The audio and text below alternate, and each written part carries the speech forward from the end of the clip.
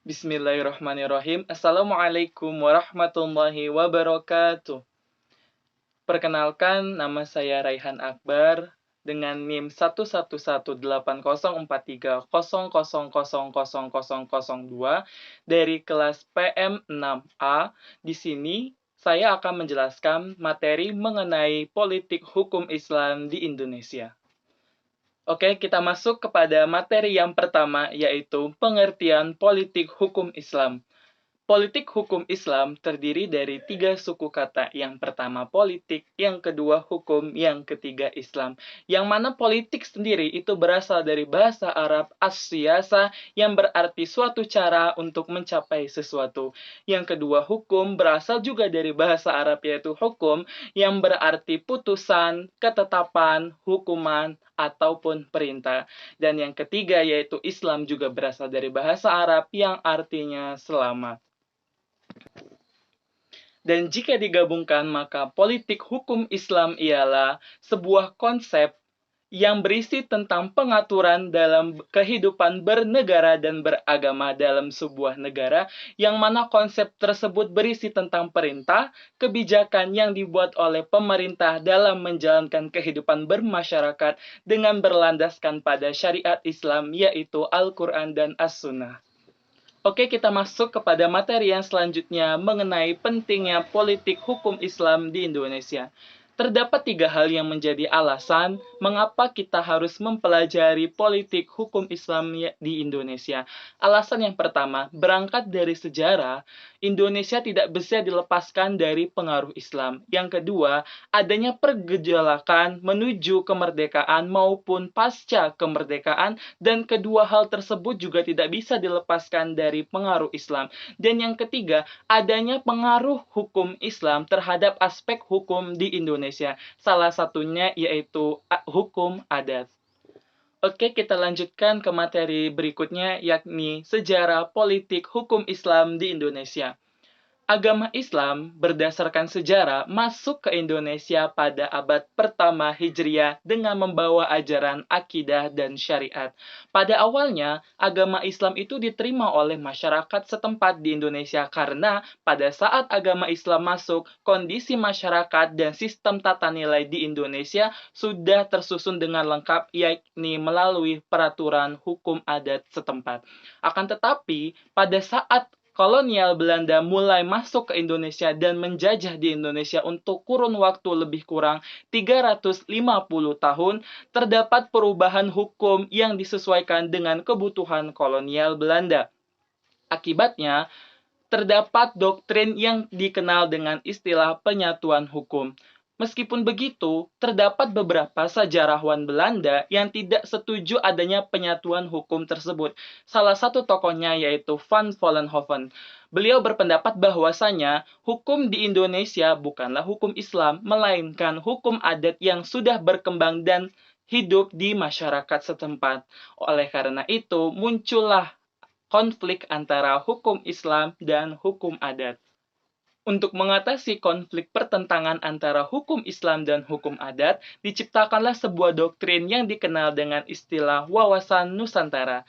Adapun doktrin tersebut mengharuskan negara Indonesia untuk menjadi sebuah negara kesatuan, baik dalam bidang politik, ekonomi, budaya, sosial, pertahanan, keamanan, serta hukum yang semuanya bersumber dari hukum sipil, hukum adat, dan hukum Islam. Secara khusus, perkembangan pengaruh politik hukum Islam di Indonesia dibagi menjadi 6 fase. Fase yang pertama disebut dengan fase pra-penjajahan Belanda, fase kedua disebut sebagai fase penjajahan Belanda, fase ketiga dikenal dengan istilah fase pendudukan Jepang, yang keempat yaitu fase demokrasi parlementer, yang kelima fase Orde Lama, Orde Baru, dan yang keenam yaitu fase reformasi.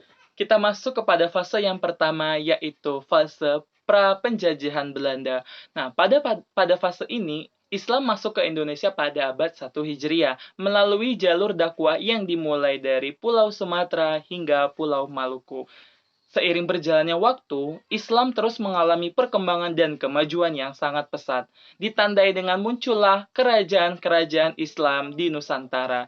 Sehingga Hal tersebut menjadi cikal bakal hukum Islam dijadikan sebagai hukum positif yang berlaku di Indonesia. Kita masuk kepada fase yang kedua, yakni fase pendudukan Belanda. Pada fase ini, hukum Islam mengalami kemunduran karena Belanda berusaha mengubah sistem hukum yang telah ada agar sesuai dengan kepentingan kolonial Belanda. Adapun tanda yang dibuktikan yaitu adanya peraturan yang menyatakan bahwasanya hukum Islam dapat diterapkan dalam menyelesaikan perkara antara sesama muslim apabila telah mendapat persetujuan dari hukum adat.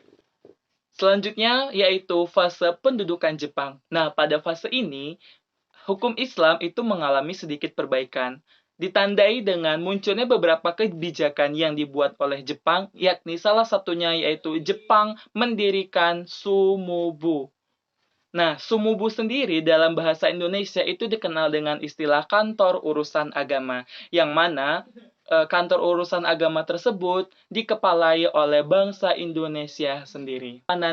Fase berikutnya dikenal dengan demokrasi parlementer. Pada fase ini, hukum Islam mengalami perbaikan yang sangat baik, ditandai dengan lahirnya Piagam Jakarta dari sidang BPU PKI, yang mana terdapat kalimat di dalam Piagam Jakarta yang berbunyi, negara Islam berdasarkan ketuhanan yang Maha Esa dengan kewajiban menjalankan syariat-syariat Islam bagi pemeluknya. Akan tetapi, posisi hukum Islam pada saat itu juga masih samar-samar. Karena apa? Karena kalimat dalam Piagam Jakarta tersebut mendapat kritikan dan tidak jadi dirumuskan karena mendapat penolakan dari salah satu anggota PPKI yaitu A.A. Maramis. Fase berikutnya dikenal dengan fase Orde Lama dan Orde Baru. Pada fase ini dibagi lagi menjadi 3 fase. Fase yang pertama disebut dengan fase antagonistik, fase kedua disebut dengan fase resiprokal kritis, dan yang ketiga disebut sebagai fase akomodatif. Kita masuk kepada fase yang pertama, yaitu fase antagonistik yang terjadi pada tahun 1970-an. Pada fase ini, kenapa dikatakan sebagai fase antagonistik? Karena terjadi hubungan yang tidak akur dan bahkan cenderung terjadi ketegangan antara agama Islam dengan negara. Ditandai dengan beberapa kebijakan pemerintah Orde Baru yang melarang agama Islam untuk ikut campur dalam perpolitikan di Indonesia. Salah satu kebijakannya yaitu adanya kebijakan tentang peraturan pelarangan politisasi agama. Kita masuk kepada fase berikutnya yaitu fase resiprokal kritis. Pada fase ini dimulai pada tahun 1980 hingga 1985. Nah, kenapa sih fase tersebut dinamakan sebagai resiprokal kritis? Karena pada fase ini antara Islam dan negara sudah terjadi hubungan timbal balik, saling pengertian dan saling memahami yang pada akhirnya menyebabkan penurunan ketegangan yang terjadi antara Islam dan negara. Ditandai dengan munculnya aktivis muda, baik dari kalangan pemerintah maupun dari kalangan aktivis Islam, yang sudah saling memberikan kritik terhadap pemikiran dan strategis untuk menghubungkan negara dan Islam. Dan pada akhirnya, aktivis tersebut mempunyai strategi untuk menjembatani antara politik Islam dan negara. Kita masuk kepada fase yang terakhir yaitu fase akomodatif yang terjadi pada tahun 1985 hingga 1997. Pada fase ini, hubungan antara Islam dan negara dikenal dengan istilah akomodatif simbiosis. Artinya, pada fase ini pemerintah negara sudah memberikan responsif terhadap hukum Islam, ditandai dengan beberapa kebijakan pemerintah yang dapat mengakomodasi kelompok Islam dan bahkan pemerintah juga membuka peluang terhadap pembentukan peraturan perundang-undangan dengan bernuansa Islam. Adapun bukti akomodasi pemerintah terhadap Islam dibagi menjadi 4 jenis. Yang pertama, akomodasi struktural, yang kedua, akomodasi legislatif, yang ketiga, akomodasi infrastruktural, dan yang terakhir yaitu akomodasi kultural. Pada akomodasi struktural, pemerintah sudah mulai membuka perekrutan terhadap aktivis muda Islam generasi baru untuk masuk ke dalam lembaga eksekutif dan lembaga legislatif. Kemudian pada akomodasi legislatif ditandai dengan yang pertama disahkannya Undang-Undang Pendidikan Nasional, dan yang kedua, disahkannya Undang-Undang tentang Peradilan Agama. Yang selanjutnya yaitu akomodasi infrastruktural, yang tujuannya adalah menyediakan infrastruktur atau sarana bagi umat Islam ketika ingin menjalankan kewajiban agama. Ditandai dengan yaitu yang pertama didirikannya masjid di lingkungan istana, dan yang kedua yaitu didirikannya bank muamalat di Indonesia. Yang terakhir yaitu akomodasi kultural. Adapun kegiatan yang dilakukan yaitu dengan mengadakan kegiatan Festival Istiqlal dan menciptakan istilah ICMI, yaitu Ikatan Cendekiawan Muslim Indonesia. Bersamaan dengan hal tersebut, lahirlah beberapa tokoh beserta pemikirannya terhadap Islam dan negara. Tokoh tersebut antara lain yang pertama Kiai Haji Wahid Hasyim, yang kedua Haji Agus Salim, yang ketiga SM Kartosuwiryo, dan yang keempat Muhammad Nasir. Kita masuk kepada pemikiran dari tokoh yang pertama, yaitu Kiai Haji Wahid Hasyim. Menurut beliau, yang berhak menjadi presiden dan wakil presiden di Indonesia adalah orang Indonesia asli dan beragama Islam. Karena menurut beliau, Islam memberikan pengaruh yang sangat penting dalam kehidupan bernegara. Jadi, jika presidennya beragama Islam, maka peraturan agama Islam juga akan memberikan pengaruh yang besar. Pemikiran tokoh yang kedua yaitu pemikiran dari Haji Agus Salim. Menurut beliau, Islam mengakui bentuk pemerintahan raja atau monarki maupun pemerintahan republik. Akan tetapi, menurut beliau, apapun bentuk dan jenis pemerintahannya harus tetap menjunjung tinggi hukum Allah Subhanahu wa Ta'ala, yaitu Al-Quran.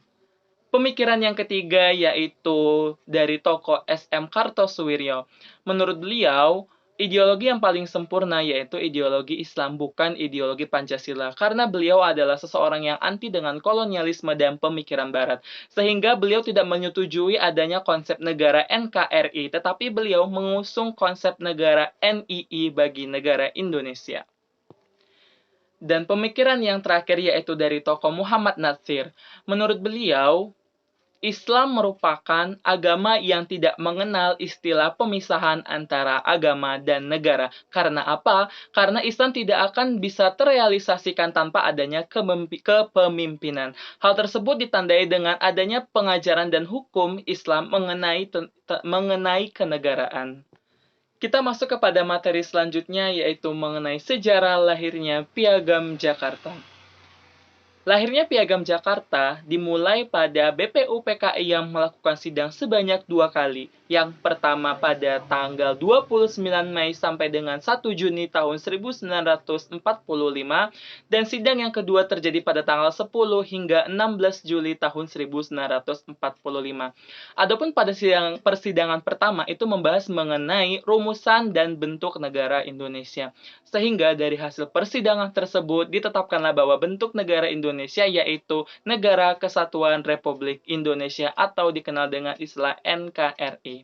Dan mengenai rumusan dasar negara, terdapat beberapa tokoh yang memberikan pemikirannya terhadap rumusan dasar negara. Tokoh tersebut antara lain yang pertama Muhammad Yamin, yang kedua Mr. Supomo, dan yang ketiga Insinyur Soekarno. Pada tanggal 29 Mei 1945, Muhammad Yamin mengusung 5 dasar negara. Yang pertama, peri kebangsaan, yang kedua, peri kemanusiaan, yang ketiga, peri ketuhanan, yang keempat, peri kerakyatan, dan yang kelima yaitu kesejahteraan sosial. Selanjutnya, pada tanggal 31 Mei 1945, Mr. Supomo juga memberikan 5 dasar negara. Yang pertama, persatuan, yang kedua, kekeluargaan, yang ketiga, keseimbangan lahir batin, yang keempat, musyawarah, dan yang kelima, keadilan rakyat. Dan yang terakhir, pada tanggal 1 Juni tahun 1945, Insinyur Soekarno juga memberikan 5 rumusan dasar negara.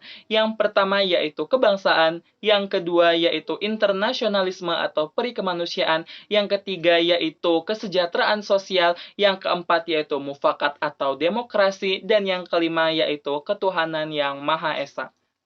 Materi selanjutnya yaitu mengenai isi kandungan Piagam Jakarta.